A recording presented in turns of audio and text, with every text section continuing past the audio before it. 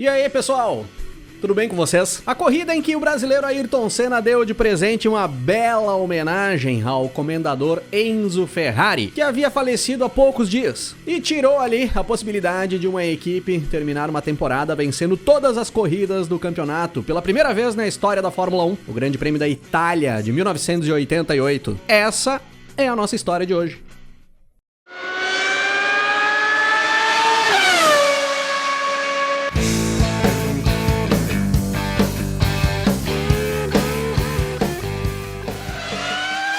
O Grande Prêmio da Itália de 88 era a 12ª etapa do Campeonato Mundial de Fórmula 1 daquele ano, com data marcada para o dia 11 de setembro de 88, no lendário Autódromo de Monza. Reta final da temporada. Restavam ali apenas 5 etapas para o encerramento do Campeonato Mundial, que era dominado naquele momento de forma assustadora pela McLaren. Nas 11 primeiras etapas do Campeonato Mundial de 1988, foram 10 pole positions da McLaren e 11 vitórias da McLaren. Ou seja, a equipe inglesa tinha vencido todas as etapas até ali e só não tinha feito pole position em uma delas, que foi no Grande Prêmio da Grã-Bretanha, onde o austríaco Gerhard Berger da Ferrari fez a pole. E é óbvio que nós tínhamos uma briga pelo título mundial entre os dois pilotos da McLaren. O francês, já bicampeão mundial, Alain Prost, e o brasileiro que buscava o seu primeiro título mundial, Ayrton Senna. E uma briga extremamente acirrada pelo topo da tabela entre os dois postulantes ao título. O Senna ali naquele momento tinha 75 pontos conquistados, contra 72 pontos do francês Alain Prost, que tinha liderado o campeonato desde o início até a prova anterior, o Grande Prêmio da Bélgica, quando o Senna conseguia fazer a virada e assumir pela primeira vez a ponta da tabela do Mundial ali naquele ano. Chegando ali em Monza, naquele final de semana de setembro, muitas homenagens ao comendador Enzo Ferrari, que havia falecido há poucas semanas. O Enzo Ferrari faleceu pouco antes do Grande Prêmio da Bélgica. Já vinha sofrendo com problemas de saúde há algum tempo, o comendador encaminhou todos os assuntos da equipe antes do estado de saúde se agravar e acabou falecendo ali em agosto de 1988. E é óbvio que Monza estaria lotado ali naquele final de semana de Grande Prêmio da Itália, com os ferraristas torcendo muito por uma vitória da Ferrari, mesmo sabendo que seria bem difícil bater as McLarens do Senna e do Prost. A Ferrari, que naquele momento da história recém tinha sido adquirida pelo grupo Fiat,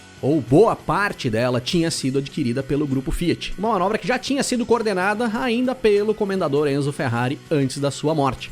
Outra montadora que dava cara ali naqueles momentos nos tabloides da Fórmula 1 era a Honda, a fornecedora de motores que dominava a Fórmula 1 ali naqueles anos. Tinha sido campeã mundial no ano anterior com a Williams, o Nelson Piquet, e agora seria campeã mundial mais uma vez, ou com o Senna ou com o Prost, já que a Honda, ali em 88, passava a ser fornecedora de motores da McLaren também. E ali naqueles dias, a montadora japonesa anunciava que não forneceria mais motores para a Lotus a partir de 1989. A Lotus, aquela equipe inglesa, daquele lindo carro amarelo ali de 87, 88, que naquele momento tinha o brasileiro Nelson Piquet como piloto principal da equipe, já tricampeão mundial. E a Honda vinha fazendo essa manobra de largar a Lotus e se manter focada somente na McLaren a partir de 1989, porque o aproveitamento da Lotus tinha sido aquém do esperado pela Honda. Enquanto a McLaren até aquele momento do campeonato tinha buscado 147 pontos, a Honda tinha apenas 17, todos conquistados pelo Nelson Piquet. Era mais um problema para a fase de declínio que a Lotus, a equipe lendária do seu Colin Chapman, vinha enfrentando ali no final dos anos 80.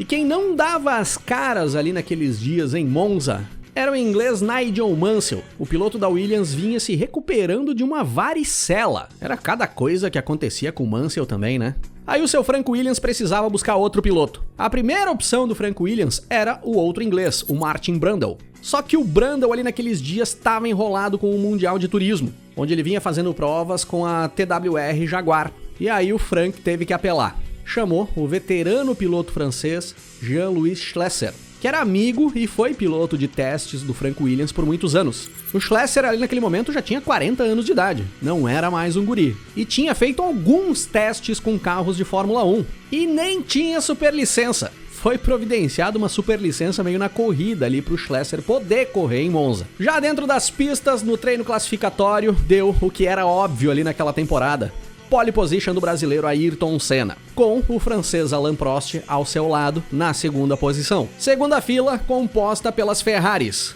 o austríaco Gerhard Berger em terceiro e o italiano Michele Alboreto em quarto. Terceira fila da Arrows, que vinha desempenhando muito bem. O norte-americano Ed Sheever na quinta posição e o inglês Derek Warwick em sexto. O brasileiro Nelson Piquet da Lotus ficou na sétima posição no grid e o Maurício Gugelmin da March ficou em 13º. Para fins de campeonato mundial, briga pelo título. O Prost não podia deixar o Senna vencer ali em Monza de jeito nenhum. Já era certo que os dois iriam descartar pontos ao final do campeonato. Lembrando que naquela época tinha a regra de descarte de pontos. Eram contabilizados para o campeonato mundial apenas os 11 melhores resultados. E eram descartados os 5 piores. Como a McLaren não quebrava e os dois eram regulares, principalmente o Alain Prost, iriam descartar pontos. Nessas condições, era certo que o campeão mundial seria quem conquistasse mais vitórias ali entre Senna e Prost.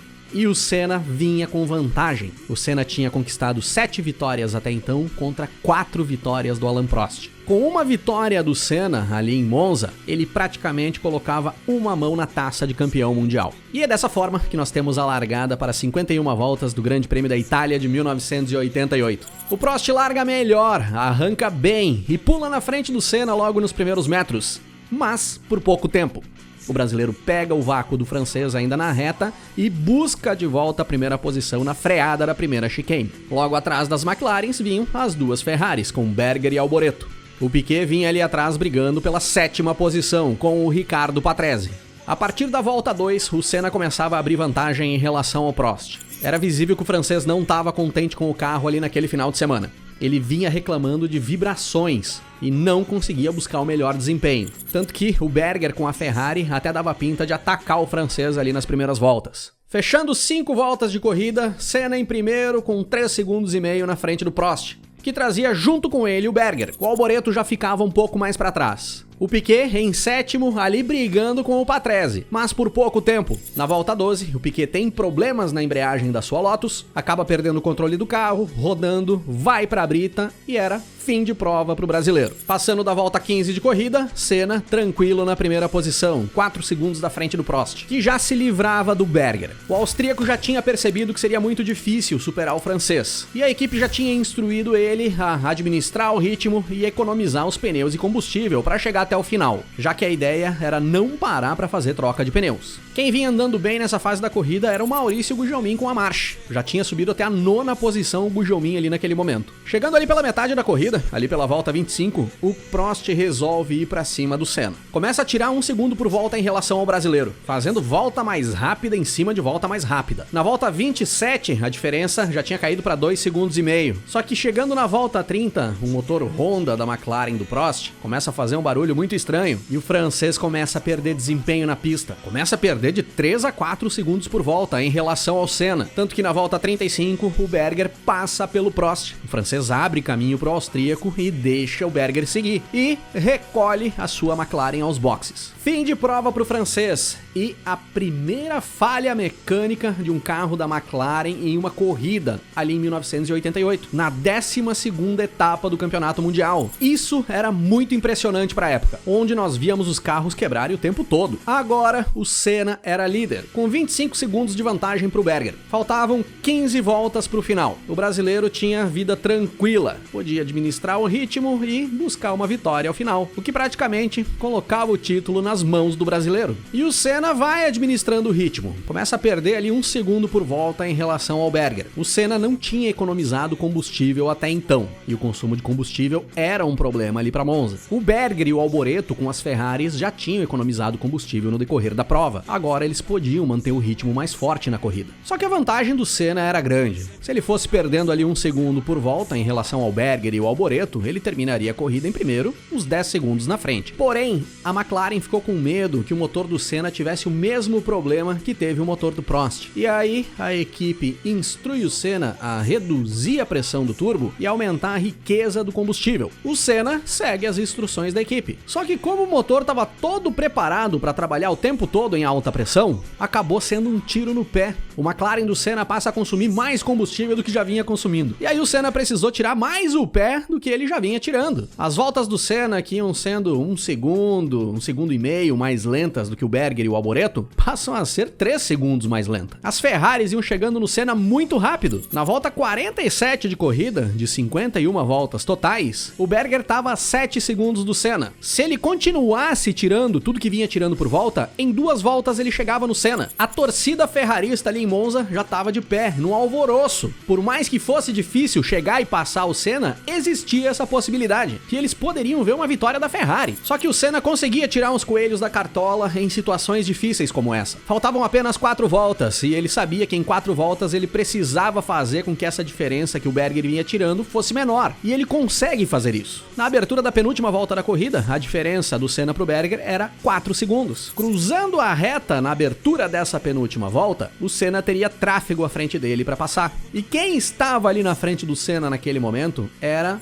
Jean-Marie Schlesser. Sim, o francês que vinha pilotando a Williams no lugar do Nigel Mansell. E tava meio perdido na pista, tava meio sem saber o que fazer. O Schlesser, vendo a aproximação repentina do Senna, que vinha impondo ritmo forte para não deixar o Berger se aproximar dele, meio que se atrapalha ali na freada da primeira chicane de Monza. Trava as rodas, dá a impressão de que vai sair da pista, sobe na zebra. O Senna, vendo o Schlesser no lado direito da pista, meio atrapalhado, puxa o carro pro lado esquerdo, pelo lado interno, na primeira perna da chicane, e faz a manobra de ultrapassagem. Só que o Schlesser puxa o carro de volta para dentro da pista, enquanto o Senna vinha fazendo a manobra de ultrapassagem seguindo o traçado normal da chicane, não abrindo a segunda perna. Fazia a tangência normal, como se não tivesse carro ali. Nesse momento, com o Schlesser puxando a Williams para dentro da pista, a roda traseira direita da McLaren do Senna acerta em cheio a roda dianteira esquerda da Williams do Schlesser. A McLaren do Senna é catapultada, roda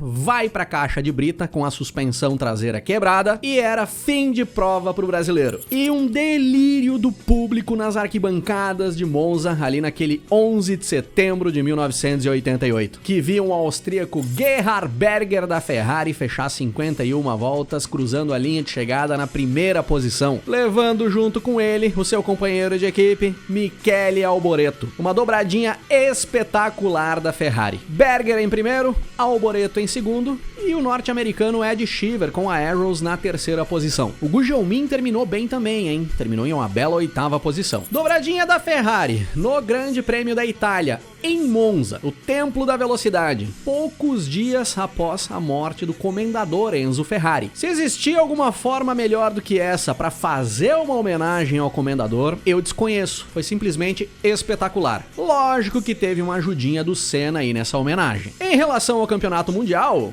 ficava tudo aberto ainda. Por mais que o Senna seguisse com uma boa vantagem na liderança. O Senna já poderia dar um checkmate na prova seguinte, no Grande Prêmio de Portugal. Só que ali é que as coisas ficariam ainda mais emboladas. Lógico que isso é assunto para outro episódio aqui do canal.